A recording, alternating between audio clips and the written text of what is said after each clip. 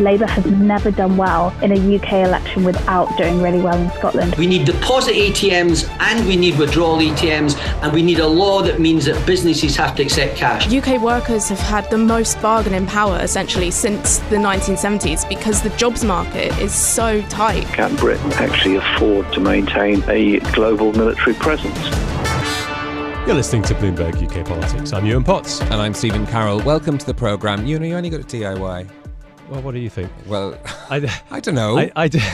No, I'm like not a very competent human. I do. Well, thank you. I do have some very nice apps, though, for summoning builders to do my DIY. The iPhone is an amazing thing. Well, indeed. Other phones are available. So no career change in store for you. But Bloomberg Opinion's Matthew Brooker has been writing today about why the goal of building more houses is all very well and good, but nobody seems to really have thought about who's going to build them. Whereas you might have apps to summon someone for a smaller task. When it comes to actually building or perhaps renovating old homes to try and make them more suitable for people to live in now, it does complicate somewhat all of these very ambitious goals we've heard from politicians around building more houses. The title of the piece, Where Will Keir Starmer's Builders Come From? Yeah, of course, it was absolutely key to, it was a central part, wasn't it, of Keir Starmer's speech at Labour Party conference, was to get Britain building again. And it's something we've heard from the Conservative Party and the Labour Party over years and years. And he has some ambitious plans to build new towns, some interesting ideas, I think, on housing.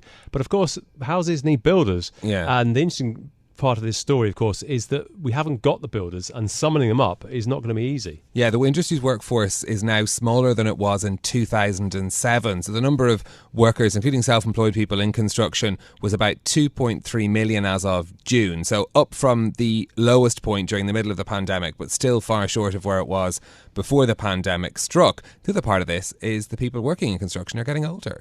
Yeah, they're ageing quite a lot, actually. The proportion of work done by over 50s has been rising from about a quarter back in 2007 to about a third in 2021. And the number of younger people under 30s in building has dropped over the same period. So it is an ageing workforce. And I think there's also a perception problem as well for the building industry. Yeah, and that's very key to attracting new entrants, as it were, new builders into the industry as well. The industry is perceived as being backward, perhaps lacking diversity as well. And this is something that Matthew Brooker points out in his piece. He looks at a review carried out by the consultant Mark Farmer back in 2016, which says the industry was at a crossroads then and listed a whole lot of weaknesses in it: low productivity, dysfunctional training model, lack of a culture of improvement, and inadequate investment in research and development. He also uses a term which Matthew Brooker describes as consultancy speak called poor predictability, and this is what Matthew translates as meaning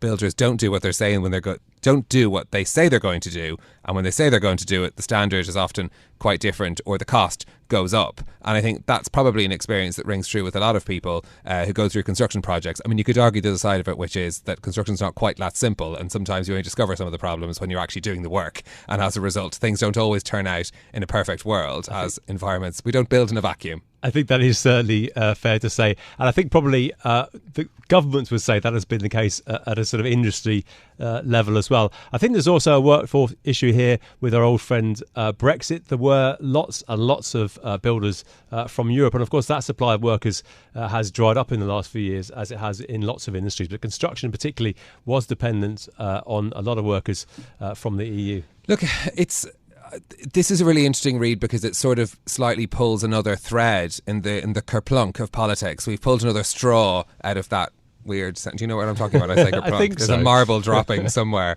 Or maybe it's me losing my marbles. Who knows? But this is something that sort of underlines this great ambition that there is to be able to just magic up a load of houses. I mean, I know from the experience in Ireland, for example, which also has an extreme shortage of houses, that it's very difficult to fix this in the short term because it takes a very long time to build houses. You have to go through proper planning processes. You can't just skip them and magic them up. You also can't drop them in somewhere. And then there's always the question of, you get into the NIMBY debates that we've seen being quite central to some of the recent by-election conversations as well around, are there the right amenities? Are there enough sufficient infrastructure to support a big population if moving people in as well? But this, I think, Matthew Brooker's piece highlights what is perhaps a much more concrete issue, that beyond the big thoughts around this is that you might get all the position, the government might be doing all the right things in terms of clearing the space for planning, but you're actually going to run up against much more concrete yes, problem. because of course it's planning that we always talk about in housing, isn't it? Because we know that the country has a very sticky planning process. It's a very, very crowded island, and a lot of people don't want more houses in their backyard. So we discuss endlessly how we can reform the planning system, make it simpler. Perhaps we need to override the demands of local people. But of course, even if you do that, you can't suddenly magic up a load of builders. And although I guess training a brickie does not take as long as training a doctor for the NHS, which has a similar problem, it is still a skilled job. And it will take time, and you've got to find people that want to be trained, and that is also a problem of perceptions around the industry. Of course, you can't work from home if you're a builder. There are lots of other options these days for where you might spend your time. Some people don't want to be outside all the time, and I think there is something of an image problem of builders and the building industry. When did you last hear somebody say, "I love my builder and I love working with builders"? It doesn't happen very often. It means look much harder. Anyway, okay, that's one of the stories we're caught our eye today. Now, it's been a tricky few days for the leader of the opposition, with Keir Starmer meeting his Muslim MPs on Wednesday to explain his position on the Israel-Hamas war. A clip of Starmer from LBC Radio doing the rounds on social media has caused disquiet, to say the least, among Muslim activists, with as many as 25 councillors reported to have left the party. But I guess the question is, just how important is the Muslim vote to Labour? Well, let's get a view on that and some of the wider polling data with Patrick English, YouGov's Director of Political Analysis. Patrick, thanks for coming back to Bloomberg UK Politics. It's fair to say that Labour get the majority of votes amongst Muslims in the UK, don't they? How sizable is that lead traditionally? Yes, hello. So absolutely, we can say that the Muslim vote tends to go towards Labour. All the sort of data we have going back to the Minority British Election Study in 2010 suggests that the Muslim vote does tend to swing behind the Labour Party traditionally in British elections. And of course, there's about 3.5 million Muslims living in the UK, according to the latest census. Not all of them are, of course, voting, but that's still a very sizable number. So I think it is consequential. It's a large part of Labour's support base, particularly among some urban and suburban communities in the north and in the Midlands. And indeed, as has been said before, a lot of councillors and a lot of cities and a lot of these areas as well are coming from Muslim backgrounds. So it's a very important constituent part of Labour's support and an important constituent part of their elected representatives in local authorities and indeed in Parliament. So yes, it is quite an important thing for Labour to sort of keep that constituent vote on side. What would it mean for Starmer and the Labour Party if, like around the time of the Iraq War, a significant number of those voters switch their vote? Yes, there's a very interesting case around the Iraq War. We see a lot of that vote actually went toward the Liberal Democrats, and a lot of elected representatives, particularly at the local level, started moving in that direction because of their anti-war stance. So there is the potential perhaps for something like that to happen again. However, we live in a very polarised political environment right now, and it's not obvious that if a lot of Muslim voters or representatives were to leave the Labour Party, it's not quite obvious where they might go. The distance between them and the Conservatives and the Liberal Democrats is quite large now on some issues. So it's not too obvious. Perhaps they might go to the Green Party, perhaps they might stand as independents, but certainly there is a scope for something to happen, but it's not quite clear to us exactly what direction that might go in at the moment. Yeah, and of course, back then there was George Galloway and Respect. But yeah, you said that the picture has changed quite a lot over those years. There is a political balance to be struck, though, Patrick, isn't there? I mean, Starmer is obviously very keen to distance himself from Corbyn's position on Israel. So this is not a simple issue for him, is it? It's not a simple issue at all. And of course, one of Keir Starmer's big projects when he took over the Labour Party was to effectively de-Corbynise it and address a lot of the issues that led a lot of voters, millions of voters really, to desert the party between 2017 and 2019. Particularly the issue of anti-Semitism and the problems that caused for Labour under Corbyn's leadership. And Keir Starmer really wanted to get across that and eradicate that. So, of course, I guess it makes sense that the default position when this came up was to very much take the sort of hard line, but of course that has gone down, as we've said at the top of the programme, fairly badly with some very, very key elements of Labour's supporter base and their elected representatives in some key areas. So it is a balancing act, and certainly it's one which Keir Starmer is looking to address right now, it seems. And it's interesting to think about this because we've been talking a lot about, because of the huge lead in the polls that Labour has, the risk for slip-ups essentially for Keir Starmer and something that could damage that lead. Could this be the issue that perhaps puts a dent in the lead that the Labour Party has over the Conservatives?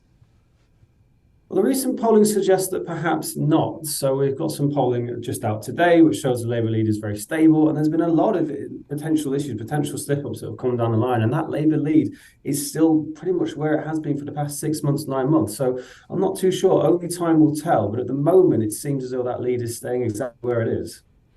Just going back a little bit further, it's, of course, a year in office now for Rishi Sunak. He had that milestone this week. How's the polling shifted since we said goodbye to Liz Truss? Yes, indeed. Well, of course, under Liz Truss, we were posting 30, 35 points Labour leads. There was a huge amount of dissatisfaction with the Conservatives around about that time of party conference last year. And what Rishi Sunak has been able to do is he has been able to claw back a little bit of vote intention back toward the Conservatives, away from Don't Know and away from, indeed, some Labour switching from the days of Liz Truss. So he has been successful in, I guess, steadying the ship and reducing the Labour lead from about 30 points, 35 points down to 20. But it has been incredibly stable since then. And all of these U-turns, these rollbacks on policies, these new announcements, these policy weeks, if you like, that we've been seeing, nothing has really been shifting the dials. And in fact, perhaps one of the most significant movements that we've seen is Rishi Sunak's personal ratings have been on the decline ever since he took office. He started out as Prime Minister more popular than his party, but now when we look at the polls, he is as unpopular as his party. His net favourability ratings are down at about -40, -45. So the biggest, most I guess the most important shift is that actually Sunak has become more unpopular. You've written an interesting piece on the don't knows in all of this, and that large chunk of the electorate who aren't committed to any political party. The don't knows actually ahead of the Conservatives in England and Wales. Well, certainly it is the case that there's a huge amount of that vote, as you say, that is uncertain at the minute. And a lot of it is coming from those who voted for the Conservatives in 2019. And what they're telling us right now is that they certainly don't want to vote for the Conservatives, but they're certainly not convinced that Labour or any of the other parties offer them an alternative. And they're sat in this position where they're looking around really for someone to support. These people have voted in the past. They look like they would like to vote again in the future, but they simply don't identify or don't look across the political spectrum right now and say, this is the party or this is the leader that I would like to throw my support behind. And it's a massively large amount of voters. Let's put it this way. If all of them did, for argument's sake, go back to the Conservatives, that would wipe out Labour's polling lead. So it's a significant amount of voters. At the moment, the active battle really is, or ought to be, between the parties. Who can convince that huge constituency of 2019 Conservative voters who simply do not have a political home right now, that they are the government in waiting? They are the ones who should be trusted to run this country after the next election. And just finally, Patrick, I want to ask you on the most important issue of the past year, that is the cost of living and the economy. Economists think that Rishi Sunak will probably squeak his inflation target. Is that showing up in the polls yet, or are people still just as concerned about prices and inflation? People are extremely concerned about prices and inflation, indeed, and certainly those from sort of lower income backgrounds and in urban areas and suburban areas is a big concern. And I think what we're also seeing as well is even if that sort of inflation target was met, it's not clear to us at all, based on the data that we're seeing, that the Conservatives will be rewarded for that. Prices will still be going up if inflation is going up, and people will notice that. And certainly they blame the Conservatives for the entire situation being brought upon them in the first place. So even if that target is met, it's not clear to us at all that there will be a bounce or a reward in the polling for Sunak or the Conservatives. OK, Patrick English, YouGov's Director of Political Analytics, thank you very much for joining us. Now, if you're paying any attention to the stock market this morning, you may have heard something about NatWest. In the first few minutes of trading this morning, the bank's shares plunged by the most since the day after the Brexit vote back in 2016. Now, NatWest warned it's going to make less money from higher interest rates than it previously thought. This is to do with the net interest margin, but we'll get into that in a second. It's also partly down to how people are moving their money around to try and get the best savings rate, something that's been of great interest to politicians in Westminster as well. We've got our finance managing editor Tom Metcalf with us to explain more. First of all, on the NatWest earnings, Tom, talk to us. What is net interest margin when it's at home? Yeah, exactly. It's basically how much of an interest rate the bank needs to pass back to savers like you and me. So effectively, you've seen the bank. It's a big guess that I have any money to save, Tom. But yeah. Well, exactly. But same. But no, you've seen the Bank of England raise its rates to like 5-6%, right? And where banks get this net interest margin, as it's known, is they might be leaving their money at the Bank of England at that rate and only paying poor savers, like just me by the sounds of it, 2% say. Now that is narrowing that spread because obviously, as we know, other banks are coming in competing for depositors. Depositors are sort of a bit savvier and going, wait a minute, I can get a higher percentage from let's say a fintech or another account. And what we're seeing in this modern digital age is people are much more inclined to move their deposits around. And so, that basically puts a premium on effectively who can offer the biggest rate. Because traditionally, rising interest rates is very much a positive for the banking industry, isn't it? You think that's starting to change in the modern age? Yeah, or I think it's perhaps not as, kind of a straight line anymore. So for sure, the banks have, enjoyed the past year or so in this rising interest rate environment. But what is becoming clear is there is a certain point where at some point, not just for macro reasons, it becomes painful, but also because, guess what, you can't keep up these spreads. So I think that's the most interesting thing for me is this is a huge fall for a bank. Like shares fell as much as 18%. I can't remember the last time I saw that since Brexit.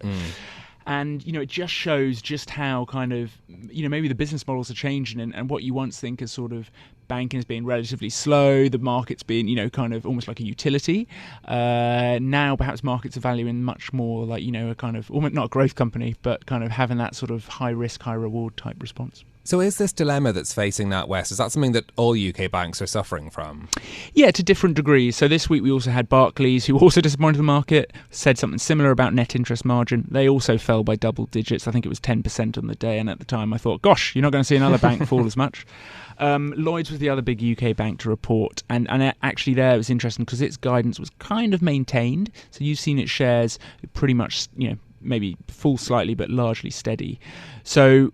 And I think the interesting thing is every bank is a bit unique. And in NatWest, also driving this is you've had the other big story out in NatWest today, which is the Farage thing, which I think, that I don't think is going to be existential for the bank or anything, but it is awkward. And if you think about how depositors are thinking, if you're looking for a bank to put your money with, you're maybe more inclined not to put it with NatWest just because they've had all this bad PR. Nigel Farage, an expert at kind of fomenting fury. So perhaps, they're also seeing these depositors being a bit more wary of them because of that.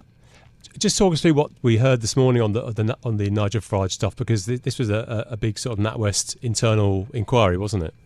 Yeah, no, absolutely. So basically what happened is they came out today with the first findings, really, of this law firm's review of what happened over the summer.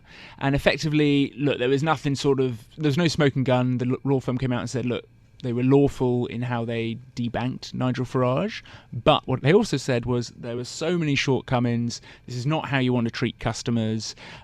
He wasn't sort of debanked for his Brexit views, but that was clearly kind of inappropriate discussions at the bank about kind of, just his political opinions and views. So, as I read through it, I didn't find anything too new from the sort of previous news reports. But what it does do is just keep this issue front and centre for this bank, and it just continues to dent its reputation. It's not helpful in this environment, and obviously the big open-ended question they have, which Farage is still hitting on, is what do they do with their former CEO's Alison Rose's pay? Yeah, because this has been a question of how much they would be able to claw back of her pay packet, given that she'd left the job early in these circumstances after sharing information about Nigel Farage's account. Nothing in the statement about that?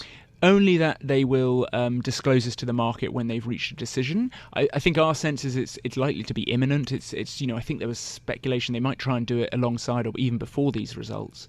So obviously it's a delicate conversation, and it's a difficult one because this Travis Smith report, for example, sort of verifies that what Alison Rose was telling the board what was effectively the case. Obviously, the BBC, she definitely gets a bit of a dressing down about her interactions with a BBC journalist. So I think for this whole situation, it's another mixed picture. I don't think she's going to, lose that entire package. I suspect there might be a middle solution where, some of the bonus doesn't come through and whatnot, and probably it will leave no one satisfied. Farage will probably still be furious, and similarly, Alison Rose will be feeling pretty hard done by, I suspect, on the other side of things. Seems a reasonable bet. I just want to widen this out a little bit and talk about bad debts. We've had reports from a lot of the European banks now. What's the picture we're seeing on whether people are falling behind with their credit cards and their mortgages? Is there any good news on that?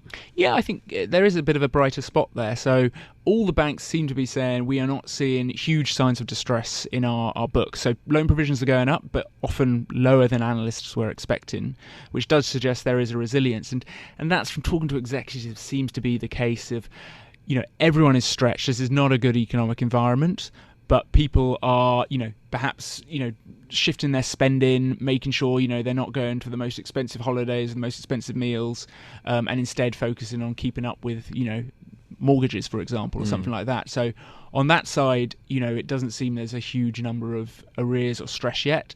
But of course, it still looks like a grim picture ahead, right? And doesn't look like there's kind of, light at the end of the tunnel, so it could get worse. Can we mark this up as a success of the deal the government did with the banks to try and get them to provide relief to mortgage holders who were struggling, giving people extra time before imposing repossessions and things like that? Is this a sign that that's actually working?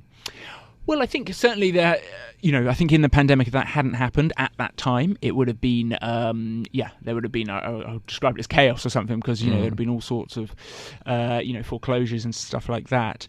I think since then, it's kind of been, the question is, was there maybe too much generosity almost in a way? And I'm going to sound very callous about this, but the problem is if you don't have these sort of foreclosures, you build up these problems and certain people get stuck in limbo, as it were. So again, no great solution. I think the government would probably look back at that sort of largesse and maybe think it could have done it a little bit less, but not really in terms of kind, different in degree rather than kind, if that makes sense.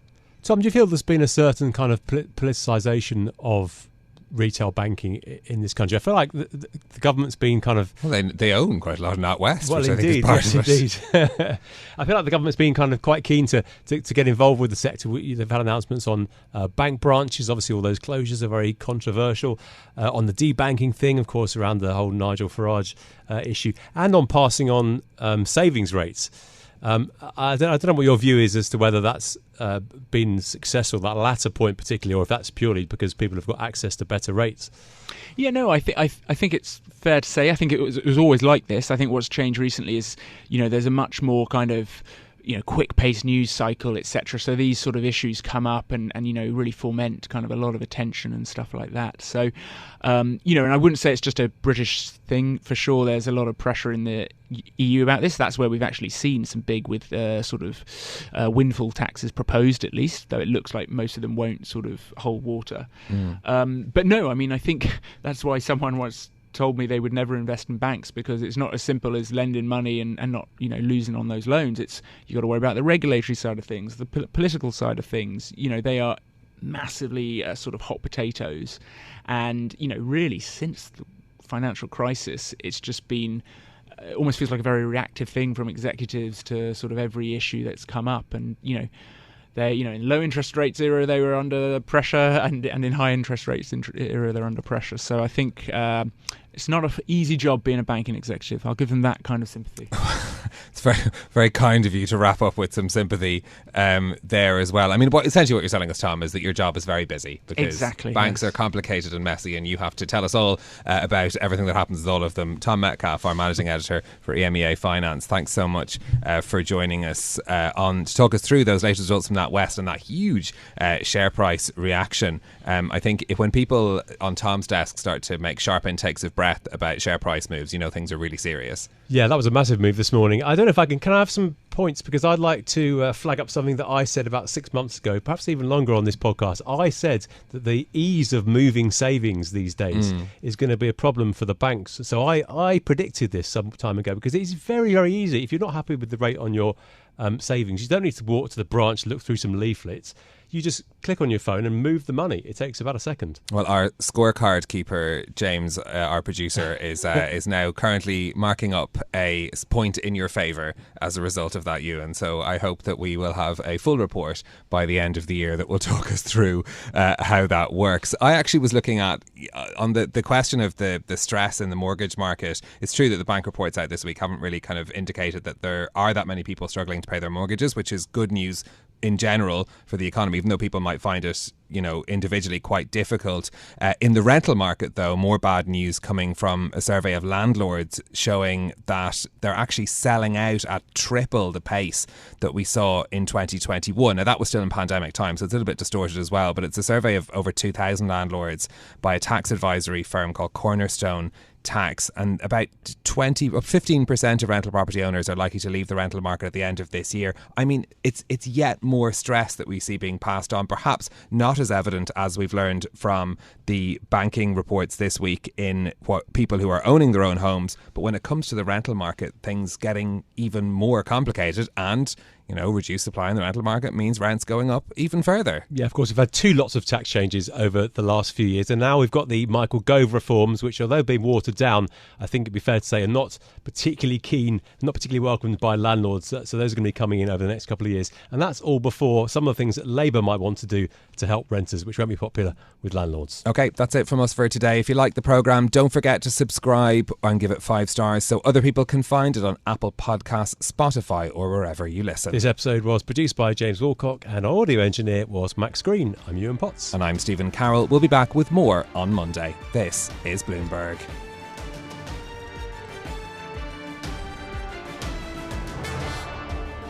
Bloomberg UK Politics. Listen weekdays at noon on DAB Digital Radio in London.